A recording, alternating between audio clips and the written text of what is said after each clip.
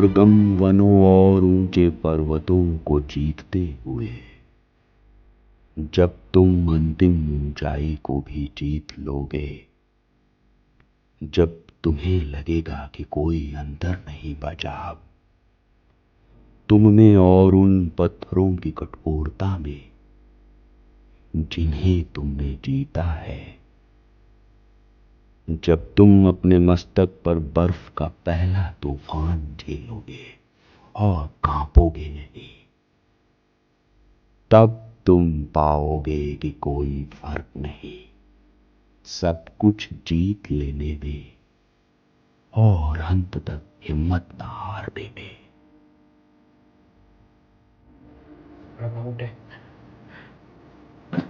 जब कल री का रिज़ल्ट आया तो मैंने देखा एंड मुझे एक्सपेक्टेशंस थी कि 97 परसेंटाइल आ जाएगी, क्योंकि मेरे 143 मार्क्स थे। पर जैसे ही मैंने क्लिक करा तो उस पर फ्लैश हुई कि 96 परसेंटाइल आई है एंड जनवरी में मेरी 96.2 परसेंटाइल थी। तो एकदम से बहुत ज़्यादा अनईजी सा फील हुआ एंड वो 11th क्लास की पहली क्लास याद आ गई एंड वहाँ से लेके हर एक चीज़ भी जो कि मैं भूल गया था काफ़ी टाइम के लिए, वो एकदम से सब चीज़ें याद आ गई एंड बहुत ज़्यादा अनईजी सा बेकार सा फील हुआ। देन मैंने सोचा कि इस रैंक पे तो अब NIT भोपाल या Tier 2 NIT मिलेंगी, तो फिर क्या जो मैंने NIT गोवा भी छोड़ा था वो भी वर्थ इट था या नहीं था। एंड मेरे को एक क्वेश्चन सा हुआ कि क्या इतनी सब चीज़ें जो मेहनत करी, IIT मिला, ये सब क्या ये वर्थ इट भी था, क्या सेकेंड ड्रॉप लेना वर्थ इट भी था, क्या कॉलेज छोड़ना वर्थ इट भी था, या फिर बस ये हो गया। तब बड़ा ही सोचा मैंने, रात भर सोचा एंड काफ़ी सारी चीज़ों को एनालाइज़ करा, तो लगा कि शायद या शायद नहीं। तो वही इस वीडियो में बात करते हैं। सबसे पहले तो बहुत लंबी जर्नी रही एंड बहुत अच्छी जर्नी रही, मतलब बहुत अच्छी जर्नी रही। मेरे को ये जर्नी अच्छी लगती है, मतलब बहुत अच्छी लगी है, इसलिए नहीं कि यही मिल गया है, NIT मिल गया है, पैकेज लग जाएगा। मैं शायद 10 से 20 या 30 सालों में भी नहीं सीख पाता जो चीज़ें, वो शायद मैंने ये 4 साल सीख ली। मैं 11th क्लास में अपनी पढ़ाई चालू करी थी। 11th शॉर्ट में थोड़ा सा बताता हूँ। 11th और 12th में मैंने अच्छे से पढ़ाई करी थी। 11th के एंड में ही मैंने स्टार्ट करा था JEE की तैयारी करना। 11th 12th में 12th के में अगस्त में मेरे को जॉन्डिस हो गया था, क्योंकि मैं बाहर खाना खाता था, तो मैंने 12th में पेपर दे नहीं पाया था अच्छे से। तो मेरे को वैसे ही दिया था जनवरी में जॉन्डिस के साथ, तो 95 परसेंटाइल आई थी, 94.8 एग्जैक्टली। देन ड्रॉप में भी जॉन्डिस हुआ था, वहाँ 3 महीने की प्रिपरेशन अच्छे से करी थी। ड्रॉप में मैंने PW से पढ़ा था, क्योंकि 12th में जब मेरे को जॉन्डिस हो गया था तो बहुत सारा पोर्शन छूट गया था मेरा। तो जो पोर्शन मेरा छूट गया था वो मैंने प्रयास बैच से कवर करा था, लेकिन मेरी और काफ़ी सारी चीज़ें 12th में भी हो रखी थी, वो मैंने रिवाइज़ करी थी वन शॉट्स वगैरह से PW से ही। PW के टीचर्स मेरे को पर्सनली रिकमेंड ही कर रहा हूँ, काफ़ी अच्छे लगे थे। लाइक मेरे को आज भी याद है, ओम पांडे सर वगैरह से मैंने पढ़ा था प्रयास में भी। एंड लाइफ में वन शॉट भी जाना लेता था, क्योंकि मुझे ऐसा लगता था कि ना, जो चीज़ मैंने एक बार जैसे ड्रॉप पर हो आप, तो जो चैप्टर आपने 12th में पढ़ रखे हैं तो आप वन शॉट से कर लो, और जो चैप्टर में नहीं थे क्योंकि जॉन्डिस हो गया था तो छूट गए थे, वो मैंने प्रयास बेस से कंप्लीट करे थे। मेरा ओवरऑल एक्सपीरियंस भी अच्छा रहा था काफ़ी, है ना। देन फिर मैंने प्रयास बेस से पढ़ा था, तो ड्रॉप में मेरी 98 परसेंटाइल आई थी। एडवांस भी दिया था। आप भी अगर ड्रॉप लेने जा रहे हो तो फिर कंसीडर कर सकते हो प्रयास बैच को, मेरा पर्सनल ओपिनियन है। एंड ये एक ऐसी चीज़ बता रहा हूँ जो मैंने पर्सनल खुद यूज़ कर दी है, उसके बाद बता रहा हूँ। काफ़ी अच्छा था एंड मेरा रिजल्ट भी प्रूवन आपको मालूम ही है, राइट। तो वो हुआ था। हाँ, उसमें अगर आप प्रयास बैच ले रहे हो और मेरा कूपन कोड MDG 150 यूज़ करोगे तो आपको एडिशनल डिस्काउंट भी मिल जाएगा। उसके बाद फिर एडवांस देता हूँ मैं। एडवांस हुआ, क्रैक हुआ एडवांस। देन मैं काउंसलिंग करी एडवांस की, तो 2 या 3 नंबर से मेरा छूट गया। 2-3 नंबर मेरे दोस्त के जाना थे, उसको IIT मिल गया, मेरे को नहीं मिला था। मैं 91 थे, 93 पे IIT मिल रहा था, IIT धनबाद वगैरह कुछ, राइट। देन मैं सोचा कोई बात नहीं, वारंगल मिल जाएगा, काफ़ी अच्छा है। वारंगल मिल गया था मेरे को, NIT वारंगल बायोटेक मेरे को अलॉटेड थी। देन मैंने सोचा CSEM में त्रिची लेंगे। CSEM में त्रिची लेने के लिए मैं गया था एंड मैंने गलती से NIT गोवा भर दिया था। NIT गोवा, जो CSEM में होता क्या है, जो चीज़ आप ऊपर भर दोगे वो आपको अलॉट हो जाएगी, तो वो NIT गोवा मेरे को अलॉट हो गई एंड मेरे पैरों तले ज़मीन खिसक गई एंड ऐसा लगा कि ज़िंदगी बर्बाद, लाइफ बर्बाद, सुशांत सिंह राजपूत बन जाते हैं अब अपन। क्यों? क्योंकि जब आप मेहनत करोगे, बोलना बड़ा आसान होता है, फिर कर लेंगे, ऐसा कर लेंगे। जब आप पूरे दम से मेहनत करी हो, सब कुछ करा हो, फिर ज़िंदगी ख़त्म। उसके बाद फिर भी मुझे लगा कोई बात नहीं है, शायद भगवान मेरे को CSE दिलवाना चाहता हो तो मैं CSE ले लेता हूँ स्टेट गवर्नमेंट कॉलेज में। बहुत बुरा लग रहा था, लेकिन मैं किसको बताऊँ, क्योंकि यूट्यूब पे भी बताऊँगा तो ठीक है, कितने बड़े बेवकूफ़ है यार, तुम काउंसलिंग भी नहीं देख पाए। मतलब यार, जो बंदे ने इतनी पढ़ाई करके रैंक लाई होगी, वो अपने लिए इतना अनईजी तो होगा नहीं कि कुछ भी कर देता हूँ। शायद नहीं कर पाया या फिर नहीं देख पाया, पता नहीं क्या हुआ, वो हो गया, बस ऐसा ही था, वैसा हो गया था। उसके बाद SGSITS इंदौर ज्वाइन करा, CSE ली। वहाँ जाके पता चला कि यहाँ पे सारे लोग हैं बिल्कुल बेवकूफ़, लेजिट। सब लोगों को कुछ भी नहीं करना, कॉलेज लाइफ वहाँ थी नहीं, सब कुछ ख़त्म था। तो मैंने सोचा यहाँ तो मैं नहीं रहूँगा। एंड दिल में एक गम सा था कि यार कॉलेज ड्रॉप आउट करेंगे, मतलब दोबारा मेहनत करेंगे, रिजल्ट क्या आएगा कोई मतलब ही नहीं है। क्या मेरे को बस इस एक चीज़ का वो था कि है ना, बस रिग्रेट ना रहे मेरी ज़िंदगी में कि कुछ कर नहीं पाया, मतलब हिम्मत हार गया, हालातों से हार गया, कि जो एक चीज़ गलत हो गई थी वो उसी को लेके जीवन भर रह गया और जीवन भर रिग्रेट में रह गया कि अब कुछ नहीं कर पाया। तो बस मेरे को रिग्रेट नहीं चाहिए था। एंड आज मेरे पास वो रिग्रेट नहीं है, आज मेरे पास वो रिग्रेट नहीं है उस कॉल की मैं कर नहीं पाया। आज मेरा रिजल्ट जैसा भी आया हो, पर मेरे पे वो रिग्रेट नहीं है। तो मैंने वो सोच के कॉलेज छोड़ा। कॉलेज छोड़ते के साथ जैसे उसके बाद सब डॉक्यूमेंटेड भी है कि मेरे को वो हो गया था विटामिन डी डिफिशियंसी, 70-80 दिन मेरे उसमें वेस्ट हो गए। देन कुछ टाइम बचा एंड मैंने पढ़ा। एंड पढ़ने जब मैं बैठा तो पता चला कि पढ़ाई हो नहीं रही है, क्योंकि ऑलरेडी आप इतना सब कुछ झेल चुकी है, पढ़ चुकी है 11th 12th ड्रॉप में। मैंने उस टाइम पे यूट्यूब पे भी प्रायोरिटी से वीडियो डालना चालू करा, क्योंकि उस टाइम पे मैंने इसलिए वीडियो नहीं डाली कि मैं स्पॉन्सर करूँगा, पैसे कमाऊँगा या कुछ भी करूँगा। जितने भी मेरे क्लोज लोग थे वो भी कॉलेज चले गए, सब अपनी लाइफ में बिजी हो गए। काफ़ी सारे लोग तो ऐसे समझने लगे थे कि अब फेलियर हैं, फेलियरों से कौन कनेक्टेड रहेगा, राइट। तो सब लोग चले गए थे एंड मैं अकेला था। एंड अकेले मेरे को समझ नहीं आ रहा था मैं क्या करूँ, किसको बताऊँ ये बात है। एंड कोई समझने वाला भी नहीं था। जिसको भी बोलो वो लगेगा यार क्या पागल इंसान है, ड्रॉ काउंसलिंग नहीं कर पाई है, क्या बेवकूफ़ है।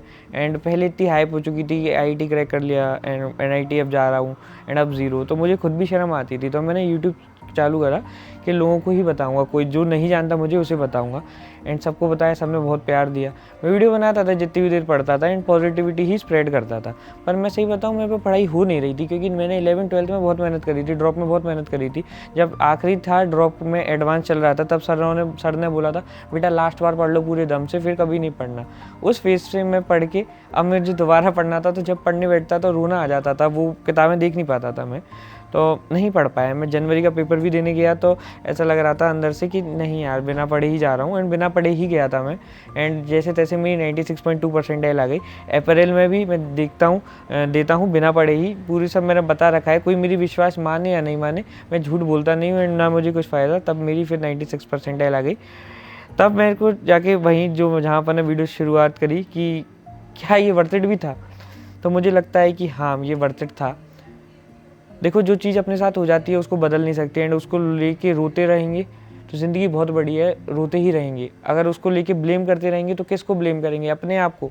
क्यों अपने आप को ब्लेम करना है? मतलब नहीं कर पाए, जो कर पाए बहुत अच्छा कर लिया, ऐसा ही है।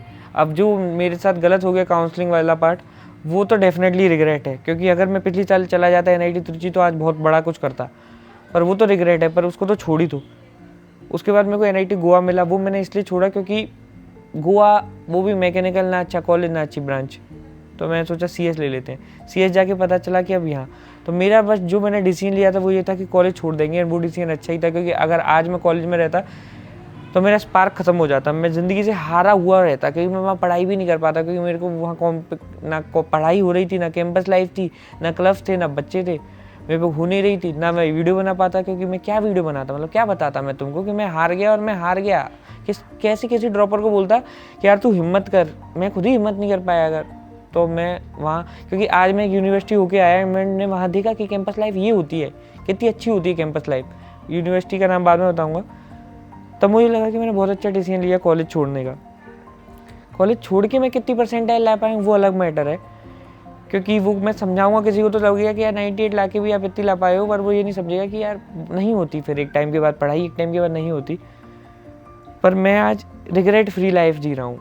आज मुझे किसी भी चीज़ का रिग्रेट नहीं है। मतलब काउंसलिंग गलत हो गई वो तो है, पर उसके बाद मेरे को किसी चीज़ का रिग्रेट नहीं है। मैंने अपने लिए बेस्ट डिसीजन लिए। मैं कितना आगे आ पाया कितना नहीं आ पाया वो दूसरी बात है। कल जब रिजल्ट आया तो मुझे लगा यार रौरकेला अब जा नहीं पाऊँगा या वारंगल नहीं जा पाऊँगा, इतनी अच्छी नहीं आ पाई।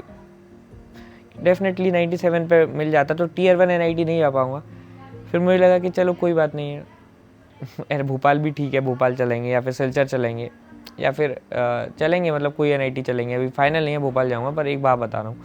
तो ऐसा ही है, फाइनल पे आते हैं। क्या मुझे ये सेकेंड ड्रॉप वर्थ इट था? तो मुझे लगता है मैंने अपनी लाइफ का बेस्ट डिसीजन लिया सेकेंड ड्रॉप लेके। काफ़ी सारे लोग बोल रहे थे कि इससे अच्छा तो आप कॉलेज मूव ऑन कर लो। 12th में हुआ, मूव ऑन कर लो। फेल हो गए, पढ़ाई नहीं करी, मूव ऑन कर लो। मेहनत जिस चीज़ के लिए करी है उसको बीच में मत छोड़। जिस चीज़ के लिए दिल से मेहनत करी है उसे क्या सोच के मूव ऑन करोगे? आपकी कोई गलती नहीं है तो क्या सोच के मूव ऑन करोगे? हार मान के मूव ऑन कर रहे हो ना। जब मेहनत नहीं करी तो मूव ऑन कर लो।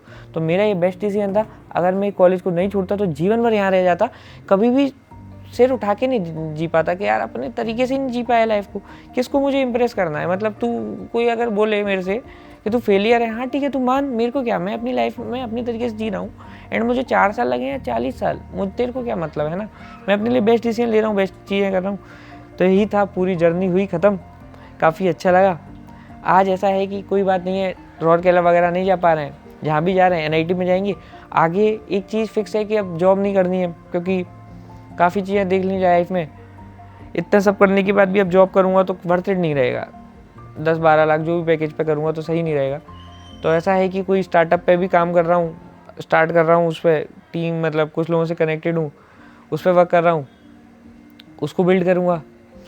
हो सकता है ये डिसीजन बेस्ट हो। अभी तो बेस्ट है ही, क्योंकि पिछले साल मैं फाइनेंशियली काफ़ी लोगों को लगता होगा कि बहुत स्ट्रॉन्ग हूँ, क्योंकि एप्पल दिखता है लेकिन नहीं है ऐसा। एक्चुअली मेरे फादर नहीं है, मैंने आपको कई बार बताया है। एंड जब आपके फादर नहीं होते तो पूरी स्टेबिलिटी चली जाती है फाइनेंसिस की। एंड इस चीज़ पर सिंपैथी लेने के लिए तो लेते रहो, पर कोई उसका मतलब नहीं है। तो लास्ट ईयर तो ऐसा था कि मैं कॉलेज की फ़ीस भी कैसे अफोर्ड करूँगा पता नहीं था। कॉलेज के जो एक्सपेंसेस है मंथली वो कैसे करूँगा वो भी पता नहीं है। एंड आज लाइफ में इतना फ़र्क आ गया कि मैं अपने तो एक्सपेंस कर ही सकता हूँ, प्लस अपने घर को भी सपोर्ट कर सकता हूँ काफ़ी अच्छे तरीके से। ये चीज़ें भी कर पा रहा हूँ। लाइक आईफोन ले लिया, ये ले लिया, ये तो लाइक वो है डिवाइसेस जो कि लेने ही है। तो बहुत इम्पैक्ट आया। एंड मुझे लगता है कि अच्छा ही चीज़ हुई, भगवान ने कुछ सोच समझ के करा होगा। एंड इसी के साथ ये कहानी तो अंत है, अब कम्प्लीटली अंत है। अब देखते हैं कौन सा कॉलेज लूँगा। तो यही थी पूरी। एंड डेफिनेटली अपने दिल की सुनो।